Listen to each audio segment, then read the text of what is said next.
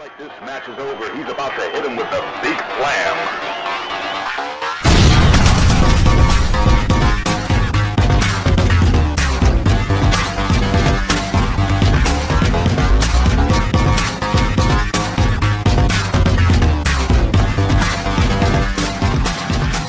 Again, thanks for your support, and we'll see you at the matches right here, OneWrestling.com.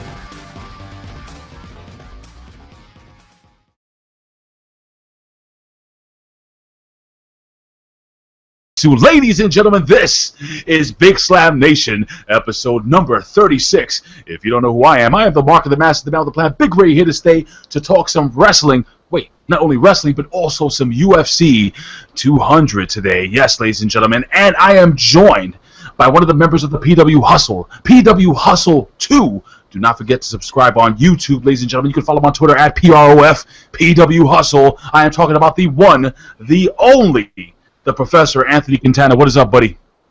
What is going on there, Slamites? Did y'all miss me? Because it's been like forever since I've been on the Slam Nation. Absolutely. You are a sexy beast. I'm sure everybody, and we're going to talk about a beast later, but everybody misses you. Again, ladies and gentlemen, do not forget, subscribe to the PW Hustle channel. Now we're going to follow this up. Now, I have a podcast. Let me just switch over to myself right now. I have a podcast. Guys, if you haven't heard the podcast, it is the Big Ray Wrestling Show podcast. You can get it anywhere. Podbeam. You can get it on iTunes, on you anywhere. Did I say Podbeam? You get it on Podbeam. But I have I've helped to resurrect one of my very favorite segments of all time. We used to have this little show called the Can-Am Wrestling Show with Andre Cormier. Oh my God, I can't believe I said his name. But listen, we used to have a segment called Back in the Day with Bill Schuyler, and he actually debuted his segment in episode 2 of my podcast. Ladies and gentlemen, you can follow him on Twitter at YouGotTheShow. It is Mr. Old School himself, Mr. NXT, Mr. TNA, Mr. WWE, Mr. WWF, Mr. UWF. All right, let me just stop. Mr. NWA. Anyway, Bill Schuyler, what is up, buddy? What is going on, Ray? Glad to be here at the Big Slam Nation. It must be that time of the week.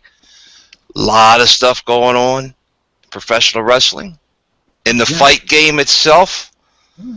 Man, listen. Let me tell you something. We're gonna jump right into this, and we're gonna buzz through this really quickly. UFC 200. It was billed to be one of the biggest events in UFC history, with multiple great fights on the card. Of course, the co-main event was Brock Lesnar versus Mark Hunt, which we'll get into. But the main event of the evening is Daniel Cormier, 17-1 versus John Bones Jones, I believe 21-1, and the one loss that John Jones suffered was due to illegal strikes in the ring, so he was disqualified a la professional wrestling. This guy he's basically screwed up. This guy messed up multiple times. I think this is the third strike here. Not that Dana White would hold him to 3 strikes, but I'm going to jump to you, Professor. Professor, you have this enigma, this pound for pound, possibly the best fighter in UFC at this point in juncture, John Bones Jones, who was the headliner. Let's be real. He is the headliner of this pay-per-view in 2 days, depending on when you're watching this video. We were recording 7/7/2016. And the pay-per-view is the 9th. Dude, what do? Do you get rid of this guy? Do you throw him out of the UFC? Do you ever let him fight again? No, you don't get rid of him. I mean, you make an example out of him. I mean, Dana White is doing the right things here. Number one, he has made sure that he's going to shift all his marketing publicity towards Brock Lesnar and Mark Hunt as the main event. That's point one. But point two is, Dana White follows like Vince McMahon's law. You're not bigger than the organization. Right. So no one is bigger than UFC. John Jones, Brock Lesnar, Mark Hunt, Tito Ortiz, Ken Shamrock, the list goes on and on. You're not bigger than the brand of UFC. So right. Dana White's okay, and John Jones is, you got to put a little, slap him on the wrist, suspend him, keep him out of the game for maybe 6 months, but he'll be back, and then when Dana White needs him, he'll be on the card for a future UFC date. Dude, I disagree, man. I just want to hear what your thought process behind. I mean, would you get rid of this guy, man? Schuyler, I'm sorry, Bill Schuyler. Would you get rid of this guy? I apologize. Absolutely. As it was said, 3 strikes, you're out. You cost money You're making the company look bad. You're setting a bad example for the rest of the roster, the fans. You already have enough enemies to the UFC and MMA as it is. So why would you want to have someone like this who is, besmirching the product with illegal substances, not just once, not just twice, but now 3 times? This guy is a loose cannon. He's dangerous. And what is it going to take for him to wind up doing something where he hurts somebody or, winding up hurting himself, ODing, something like that, where, God forbid something happens like that. And Great point. You don't want that locker room being, poisoned just because of one man. No, Skylar, I totally understand that, but you know what? For John Jones being one of the pound-for-pound best fighters in the UFC, the problem, I understand all your points, and I agree with it. 3 strikes you're out, I understand that, and I even said no one is bigger than the brand, but you know what? On the flip side of that, John Jones is a marketing machine. He's one of the top buy rates of UFC. Not only himself, but Brock Lesnar. So you know what? Sometimes, yes, you have to teach him a lesson. Yeah, get him out of the game. But you know what? If he brings in that kind of money, and I know you just said, Skylar, he's costing UFC money, because they're canceling the fight or they're postponing the fight. But you know what? If in the future you could still get future buy rates from John Jones, you're going to use him. You're going to exploit him to the fullest. All right, that's just the way I'm going to go with it. I want to jump. Go ahead. I'm sorry. No, go ahead, Scotty. Go ahead. In a Dana White, in a business situation, why hasn't this guy been put into rehabs? Why hasn't he been, make a public example out of him? Well, he was told he was supposed to go into rehab. He left rehab. Yeah, well, you make it where you can't leave. Well, I mean, you know what's funny? If you want to work for me, you know what's really funny? Apparently, Chael Sonnen, he's a former MMA fighter, and he's actually works for the UFC now as a play-by-play color commentary guy. This guy basically said that he noticed right off the bat. He's looked at John Jones apparently after the weigh-in. He noticed the guy gained like 25 pounds. I'm exaggerating, of muscle. What Chael Sonnen stated was that he didn't know why the UFC waited so long. So I think it was a point where I think UFC, and again, this is all alleged. I don't know. I'm assuming here, so I'm just assuming that the UFC may have said to themselves, God darn it, is it possible for us to maybe hold off until after the fight? Wait a second, this guy's on too many steroids. We're gonna have to take him off the fight. If you know what I'm saying? Like they probably wanted him to fight. This is gonna sound like I'm gonna sound like a total mark saying this. They wanted him to fight. They knew they were going to lose money. They knew it was bad business to cancel the main event of UFC 200 2 days before. But the responsible thing they did was, even though I think they waited till the very last minute because they weren't sure they wanted to do it. What they did was they said, "Oh, damn it, we have to suspend this guy." But you know what I mean, Professor? That we have to suspend this guy because guess what? He's going to kill somebody in the octagon. So I'm going to ask you a quick question, Professor, and then we're going to move on from this. If you're the WWE and he is suspended from MMA, do you sign him? I will say this. You know what? It would be a coup to get John Jones because of the name, the marketability that he brings to the table.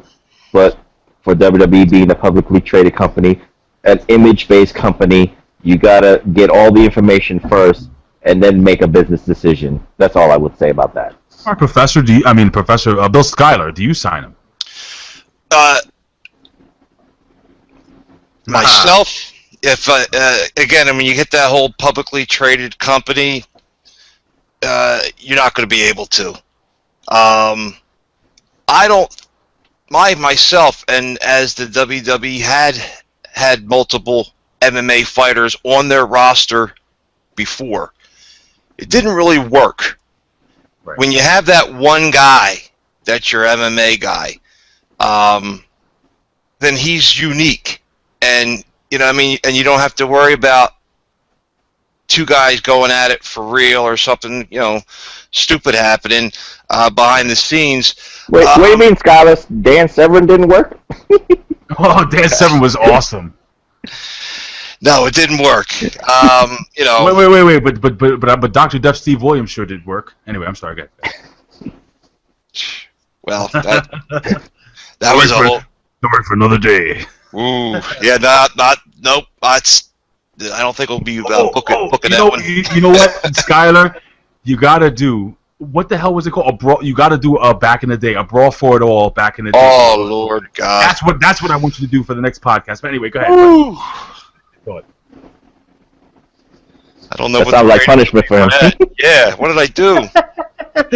Oh God! But listen, look. We're all over the place with this. But you know, if I were WWE, there was a guy that used to work for WWE. Actually, worked for WCW. He wrote a book, "Controversy Creates Cash," and that is Eric Bischoff. And I believe that Vince McMahon is a businessman. Vince McMahon is an intelligent man. Triple H and Stephanie, they are business partners. They know that bringing this guy into the WWE would bring money. Now, I think you had mentioned this, Professor, off the air, and we can get into this right now. We can save it for later. But apparently, WWE stayed away from Moose, formerly of ROH, and Moose, from what I'm hearing, what I understand, has signed a 4-year contract with TNA Impact Wrestling. Billy Ray Valentine stated yesterday via text that is the end of Moose's career. I think he's being tongue-in-cheek. I think it's big. You know, let's just jump into this now. I think it's a great move for TNA, and I think it's an even better move for Moose. Now, if you don't know what's going on in TNA, right now it's Eddie Edwards, who is the X Division champion, who defeated the Miracle Mike Bennett, and he is going to face Bobby Lashley title for title. I believe Bobby Lashley will take that title and will hold both titles, and I believe they're setting it up for Bobby Lashley versus Moose, maybe at Slammiversary. Is it too soon for that? You mean Bound for Glory? That's what I said. No, I didn't. Sorry. Is it too soon to push Moose to the moon that quickly? Yes, it is. I think you need to let Moose develop a little bit more, you know, get introduced to the Pop TV audience, get introduced to the TNA audience. I mean, of course, you know, these are smart wrestling fans. They know who Moose is. They know his track record in Ring of Honor and a little bit of New Japan that he's been doing for the past couple of months. But, you know, Moose is a little green to me. And you know what? I want to, you know, develop his character a little bit. But, you know, the sky's the limit for Moose. So I'm happy that he signed with TNA, you know, get that exposure. And him and Lashley as a tag team, there's potential there too. So, you know, I know you want to see Moose against maybe Lashley because, you know, you get two men of that size against each other. Right. Like Godzilla versus King Kong. Right. Godzilla versus King Kong. So, you know, endless possibilities is there. So, right. Sky's the limit. We spoke a couple days ago regarding speaking of TNA, a stable that I was huge on. Huge. That was the Beatdown Clan. It's going to be huge. With MVP.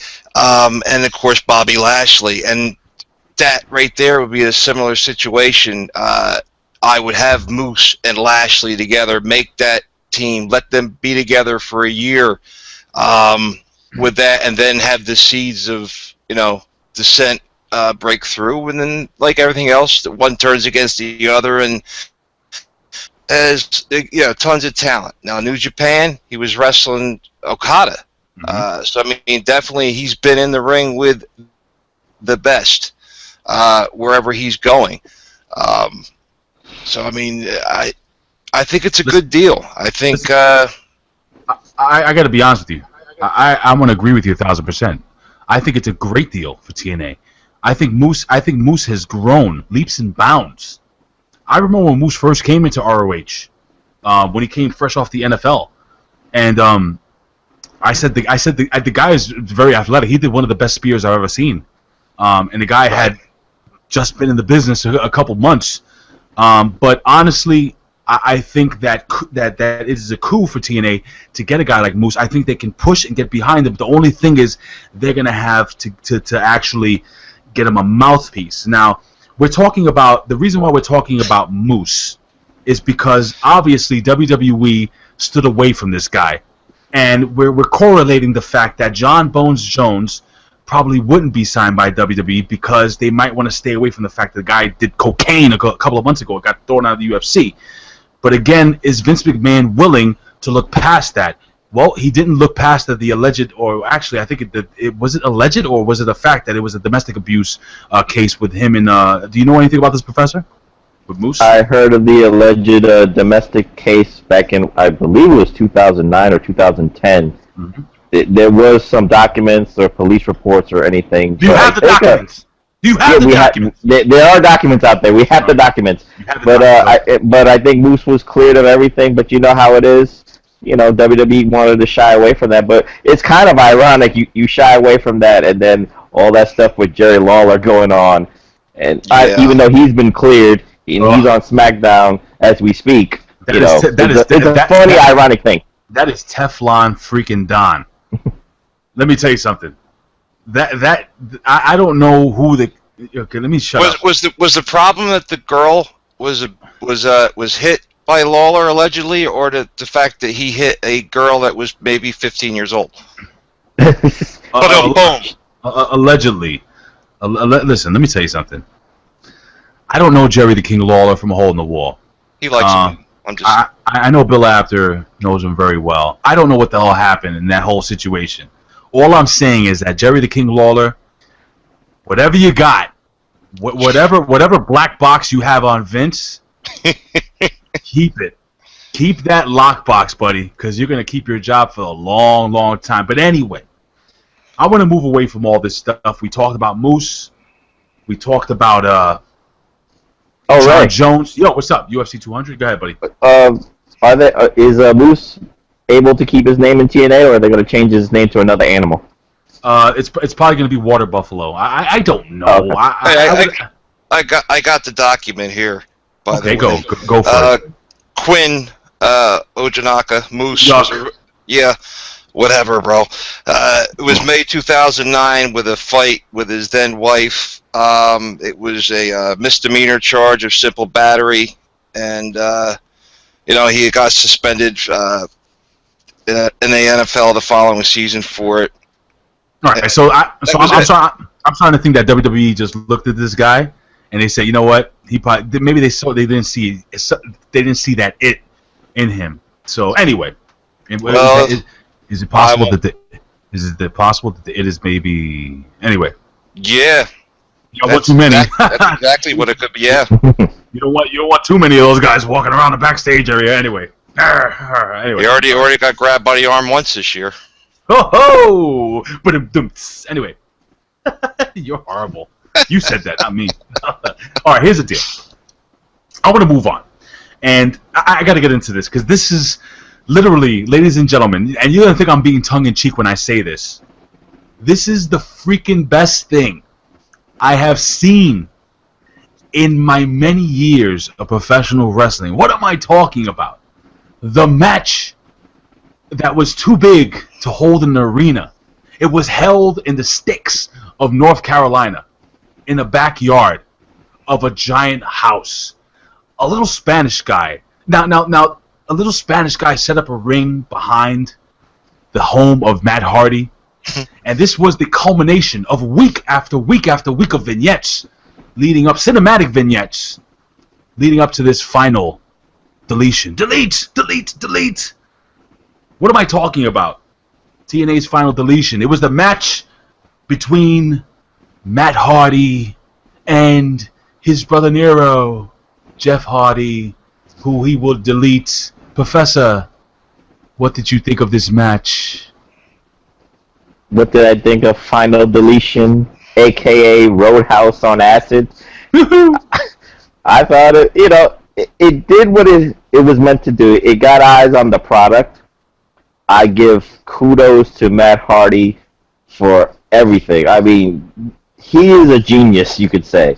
I mean, I'm not gonna say anything negative about Matt Hardy. I mean, for the past couple of months, the evolution of his character, changing his hairstyle, putting like white stuff on his hair, poofing it up, playing the violin, playing the piano. It's amazing.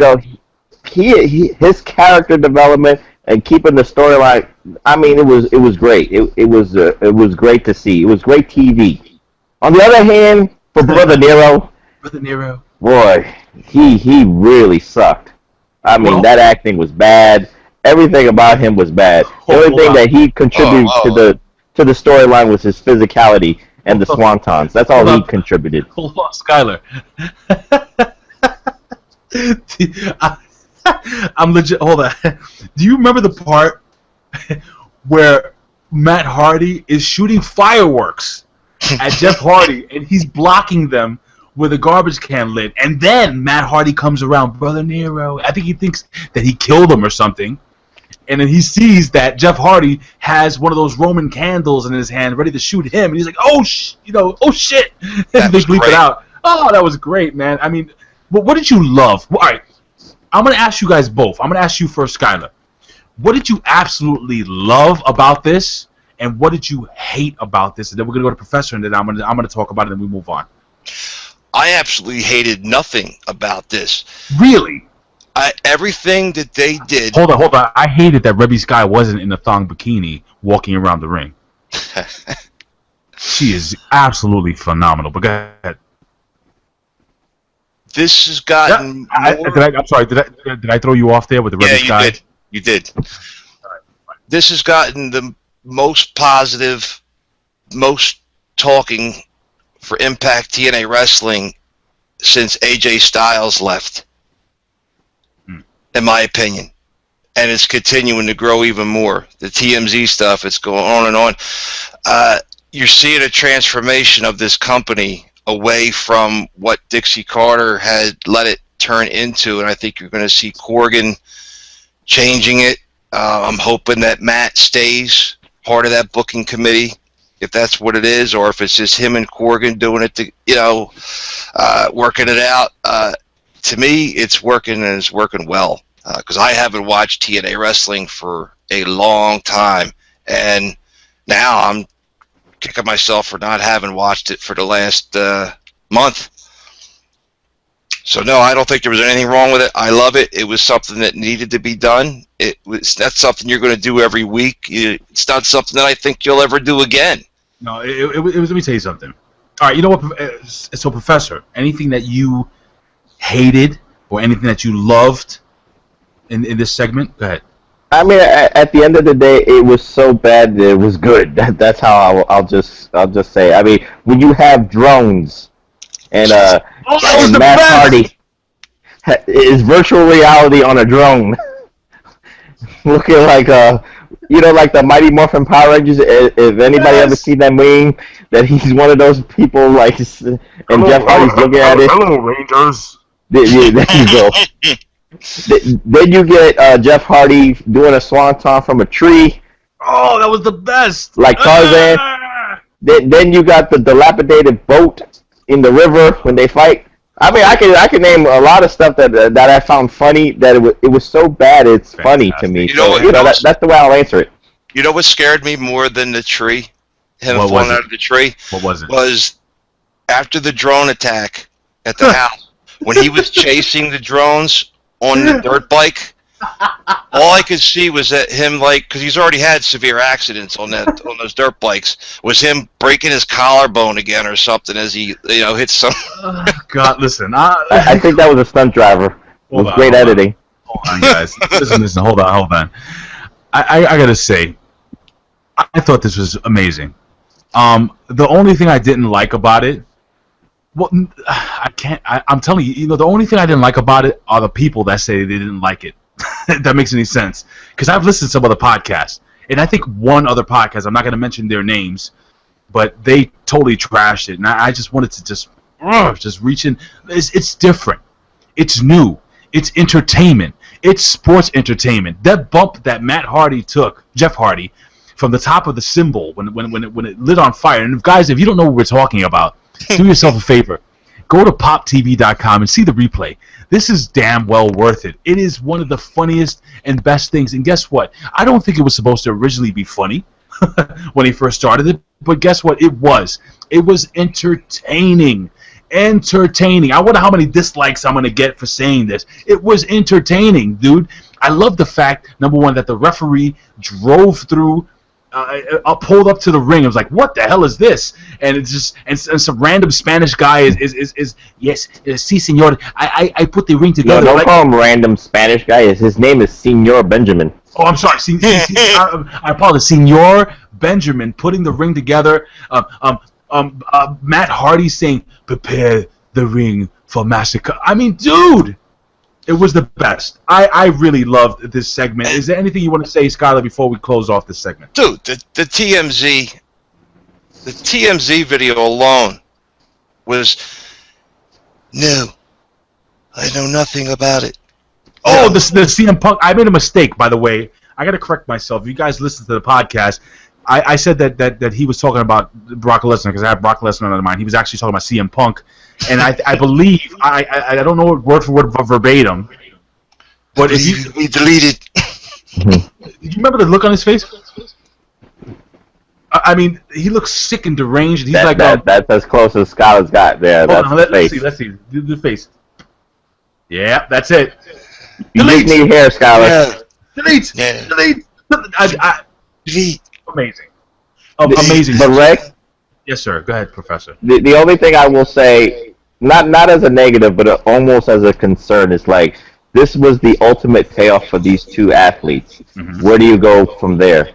Matt Hardy's not broken anymore, and Jeff Hardy is not Hardy. He's just Jeff. Or maybe Willow. But where do you go from there? His account is deleted. He's brother Nero. But it's almost like, but you know what I mean? Like, where do you go from there? I mean, that's the apex of storyline telling, and then, you know, Matt Hardy, where does he go? You know, when you have another program, you know, you show your talents by the next program that you do with another wrestler. And, you know, for a lot of the people who probably were sucked in because of Matt Hardy, you know, those kind of fans are kind of like bloodthirsty to me. They're like, how can you top that? What have you done for me lately? And then they might get disinterested or disappointed because it's not even better than what they saw. You know what I mean? That's the only thing I fear about. Well, here's the deal, and fear no more. Fear no more, because I believe the Matt Hardy character, the Matt Hardy character is a character that can work with anyone. With anyone. He's crazy. Obviously, the next thing he's going to do is whoever wins.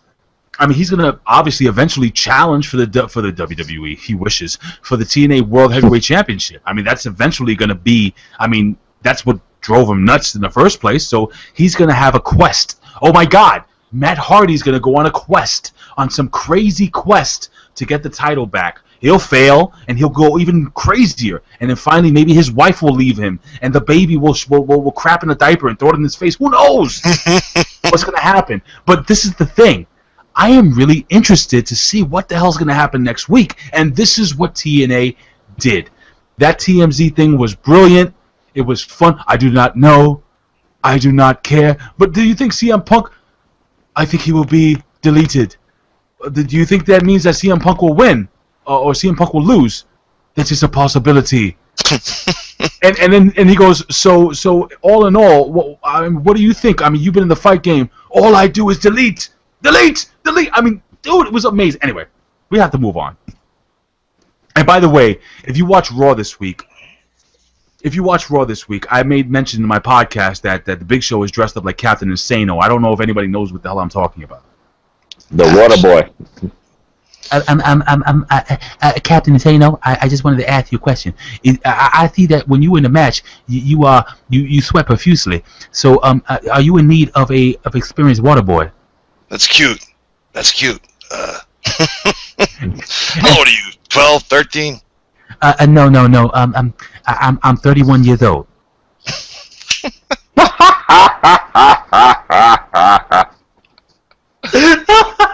That was actually pretty good. I think we did a good job. Anyway, go. I don't know why the hell I just mentioned that. I just thought it was a really funny. They did the whole Animal House thing, where they walked back in, where the Big Show gave the big pep speech. You know, speaking about that, Zack Ryder. I want to talk really quickly about this. Zack Ryder is getting kind of getting a big push. If you watch SmackDown tonight, he went over clean. He hit the Macho Man elbow drop, which he did horribly. and he freaking pinned Sheamus clean, and then he went to the top of the ramp, and he stated that he is going to challenge Rusev for the United States title. Your thoughts, Bill Schuyler? He will be the U.S. champion. Why? Just because. No, it just can't. God darn it, Professor! Why are they pushing this guy? Even though we both know that I think he's great. But why are they pushing this guy now?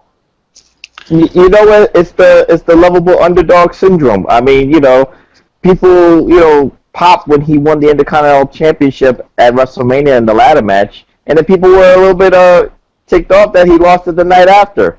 Yeah. You sometimes you gotta give the fans what they want, and the fans have always been behind Zack Ryder. He still gets a lot of pops in the arenas. You go woo woo woo when he does his moves. He does the broski elbow. And he's been loyal to the company for 10 years. Give him a break here and there. And if he gets a U.S. title storyline out of it, then so be it. Will he win? No, because I don't want to take away that the Rusev Machka villain run that he can have. I want Rusev to lose it to somebody else, but he's not there yet. Show, what do you think, buddy? I mean, you think he's going to take the title? I tend to kind of agree with the Professor, even though I think that they should have never taken the Intercontinental title off of Zack Ryder. I think it was too quick. No, they should have let him have the title run for a while. You could do so much with a character like that, maintaining keeping the title without him, being a good guy, just always managing to pull off that win, no matter who it is. And that's why I think you could see him, obviously for him to win the title is going to be for somebody else to take it from him almost immediately, because that's the MO for what they do to Zack Ryder. Very true. So the question would be is, who's the following U.S. champion after Zack? Well, listen, I honestly feel that I would like to see Zack Ryder with the U.S. title, and I'm glad that they're giving the kid another run. I think the guy is humble. I think the guy goes in, he works hard. He comes to the gym. What is it? He comes to work early and leaves late. The guy, doesn't he's not working for overtime. I First think one there, last one to leave. That's what you want to say. Exactly. That type of scenario. Listen, man, the guy was super over. The guy was it was Zack Ryder who put WWE on the map when it came to YouTube and social media. It was him. People forget. It was Long Island IZ. It was that show that he had. Anyway, I just think that. Yep. Go ahead. I'm sorry. No, he had the title belt made. The great vignettes. I'm getting over. Remember that? Fence, and it was tremendous, and that was all him. And then what happened? They got mad because it became popular, and they didn't make it. Yeah, and now they're pushing up, down, down. But that's neither here nor there. Speaking of that, I just want to quickly run into just really quickly mention that the New Day. I just wanted to ask you guys, where do you think they're going with the whole Xavier Woods? Like that character, do you think he's going to eventually join the Wyatts or something like that, Skyler? I don't know where they're going with it, to be honest with you, except that they're looking to make it entertaining. They've not properly done the Wyatts since they first got there, because, I mean, it's where they should go, they don't. There's just so many possibilities they had to do with them, and they continuously don't do it. The Wyatts they are one of the most over stables, yet they don't do anything with them. They don't win titles. They don't, Right. It's just drives me insane. What about you, Professor? Your thoughts on where you think the characters are going? It could go either way. I mean, do you want to break up the New Day? No. It's been they've had a long run, but sometimes that 15 minutes of fame, or they've done the same old. You know how the fans are. They've done the same old shtick, and sometimes you got to break up the core group. Maybe you want to see Big E with a singles push. Maybe see Xavier Woods, see what he could do with a singles run himself. We've already know what Kofi's done for the last couple of years in a singles run, but I'm just saying maybe it's time to break them up, or is this another hurdle for them to get over with the power of positivity and, the Wyatt family being the ultimate of negative and fear? Can they overcome the fear factor? So, you can go either way with that. Will they lose the tag team titles from them? I don't know. What I think they're doing is I think they're trying to move away. I'm not saying they're going to totally move away from the whole kiddie, over the top, cartoonish characters that the New Day have become with phallic symbols hanging off their faces and jumping around, clapping like giant, whatever. Anyway, with giant boxes of cereal. But I think they're trying. Yes. Hold on. Let me just zoom in on Seville Skyler. They're beautiful. Very well done. You're looking like a seal there, Bill. What do you mean, the singer? Anyway, a kiss from a rose. Anyway, I honestly think that the New Day is going to stick together. Xavier Woods is possibly one of my very favorite people in the WWE, and I'm just interested to see which way they're going with that. Now, we're going to quickly move on. We're almost done with the show, guys. And one more thing two more things I wanted to run by. I'm going to ask you a quick question.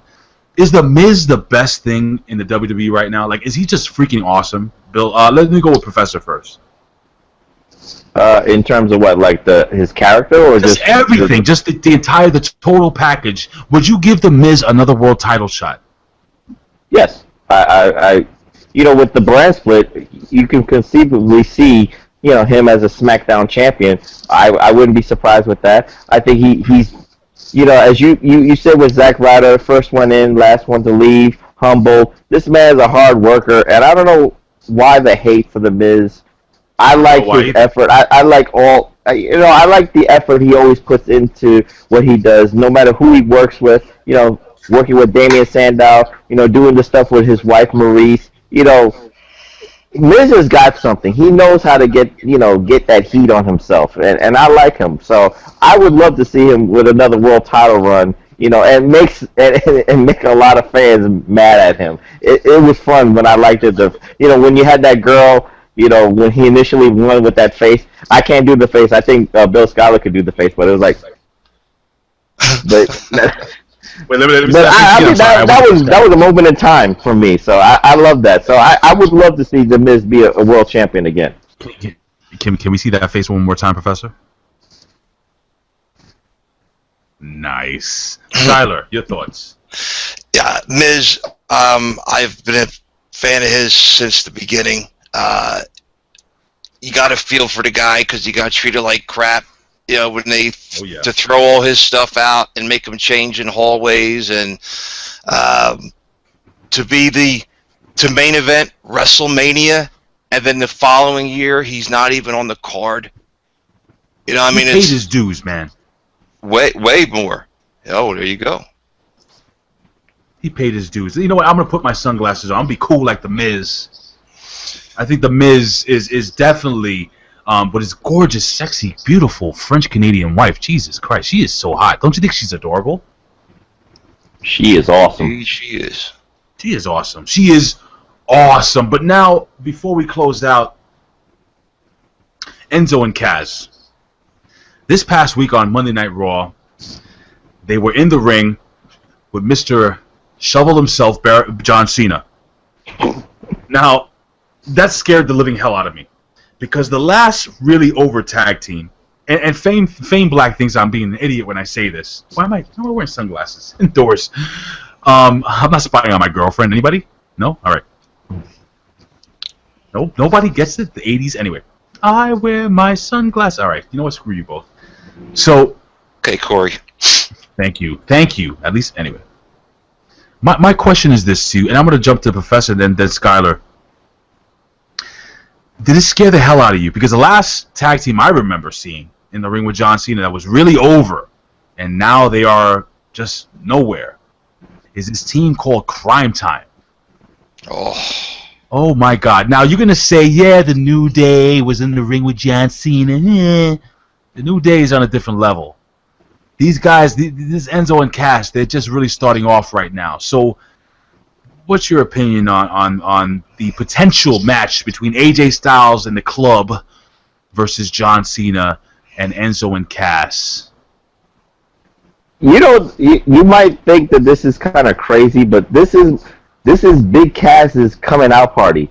This is where Vince McMahon is going to be really looking at this match carefully to see how Big Cass, that's his future.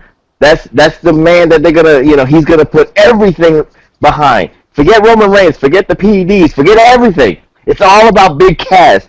The day after the Battleground pay-per-view, it's gonna be the Big Cass show. That's what it is.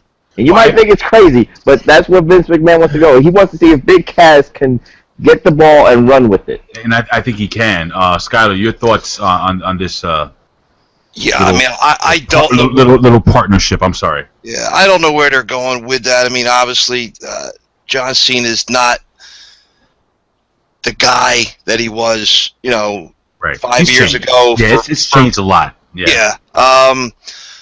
Of course, Enzo reminded me quite a lot of a young Thugonomics or Hustle, Loyalty, and Respect John Cena. I swear to God, I thought you cursed. But go ahead. No, I didn't. But yeah, it's odd. Of course, every time they have something with AJ and the club, I'm afraid that they're going to screw him over anyway. Even though they haven't. I mean, they've done. AJ's. Nobody would have believed he was as over as he's been. And showing a lot of charisma as a heel, by the way. Yeah. Well, dude, I mean that's and mic skills too. Yeah. By the way, I have to get into this really quickly. I loved the promo because they did the same thing over on SmackDown, where he goes over to. I'm getting a little feedback from one of you guys, but he goes over to Carl Anderson. He's like, "So what are you going to do this weekend?" And Carl Anderson just leans in. He goes, "Well, thank you for asking. I'm going to break the leaves, maybe wash my car, and then beat up John Cena." Dude, I love that promo. Yes. And then you had AJ Styles. AJ Styles says, "You know what? I'm going to go home. I'm gonna maybe grill something on the grill there, and then I'll beat up John Cena." I loved it. I absolutely loved it. And I really am enjoying heel AJ Styles. I didn't think I would. I said this guy was too over as a babyface, but I really am enjoying heel AJ Styles. Anything to say before we close out this segment? Because we're getting into the very, very last segment. We're going to speed through this. Go ahead, Professor. I love the beat up John Cena segments. It's a hashtag. It's very popular right now. They need to make a shirt and take advantage of that. The club on the front and beat up John Cena on the back. You got to take advantage of that marketability there. Excellent, Skyler. Your thoughts really quickly before we run on. Oh, without a doubt, that's some of the best stuff. I mean, Gallows is a hilarious dude. So I mean, and those guys, if you ever got to listen to their podcasts back when they were in New Japan, low budget but hilarious stuff. So yeah, I'm going to beat up John Cena. Fabulous. Hashtag beat up John Cena. All right, so now we're going to jump into the very last segment of the evening.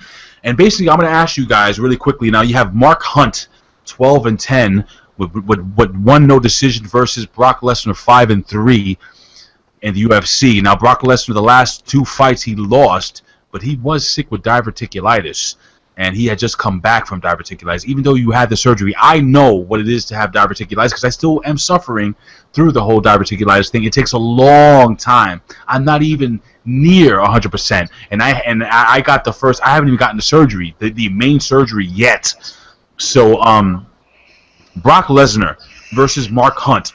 Mark Hunt has been known to knock people out and just walk it's like a home run in the bottom of the ninth inning. He's been doing that for a long time. He was a former kickboxing champion, K1 fighter, so on and so forth. I'm going to ask you really quickly right now, Professor, knowing what you know about Mark Hunt, knowing what you know about Brock Lesnar, who wins this fight and how? You know what? If Brock Lesnar stays away from Mark Hunt's striking abilities and that knockout blow, as you say, then I'm going to go with Brock Lesnar to win maybe in 3 rounds by submission. Very good. I'm going to go with Skyler. Skyler, what do you think goes over and how? Well, it's tough to separate the fiction from the reality of Brock Lesnar. He's a beast. And is there a difference between the fiction and the reality of Brock Lesnar? I don't think there really is. I think if Brock wants to beat this guy, he's going to beat him. I think I don't see Brock taking a match like this lightly to embarrass himself by losing it. So I'm going to go with Brock Lesnar. And I'll go with the 3 rounds. I don't know what the guys usually win by, but I say 3 rounds sounds good. Okay. All right. I'm gonna really break this down. I'm gonna wrap the show up. Basically, Mark Hunt is a machine when it comes to knocking people out. But Mark Hunt is only 5'10". Brock Lesnar is a huge 6'4", 6'5", if I'm correct, or maybe a little bigger than that.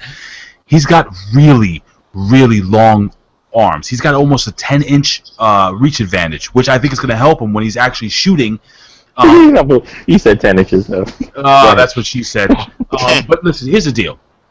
Brock Lesnar is freakishly fast.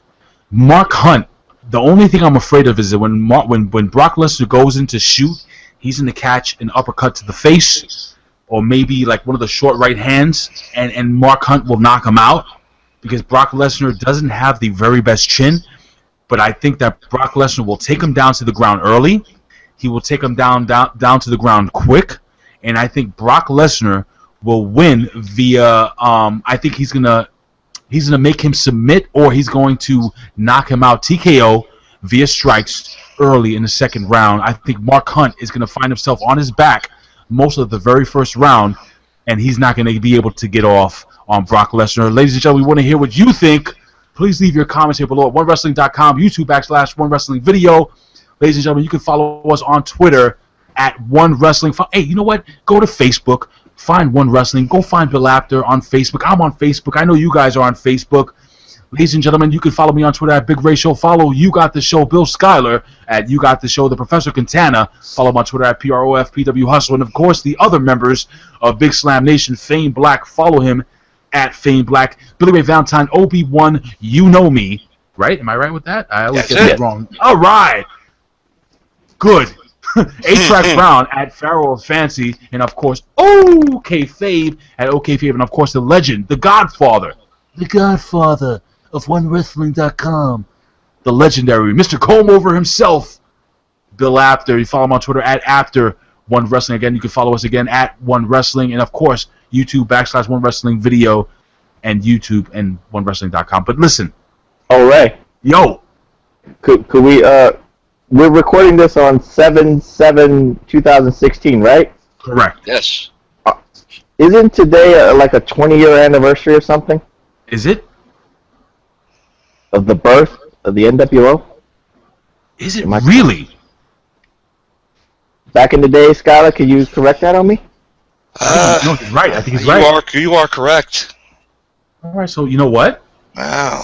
Usually, I always end up by saying, I would do this for a living, but if I can, I would do it anyway. Why? Because I love talking wrestling. And then I would say in the words of Bill Apter, we'll see you at the matches. But why don't we just hold up that sign, put it on the camera, and just say, OneWrestling.com, Big Slam Nation is just too sweet.